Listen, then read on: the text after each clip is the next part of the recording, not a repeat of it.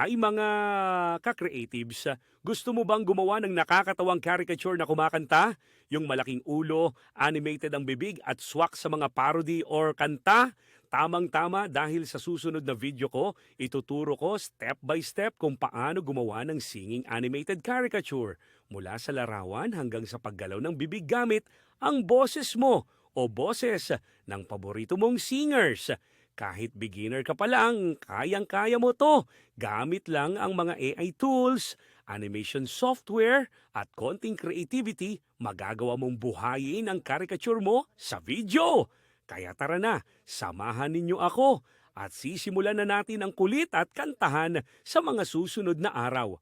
Huwag kalimutang mag-like, mag-subscribe at i-click ang notification bell at isusunod ko na ang video para sa paggawa ng singing caricatures ng paborito nyong singers.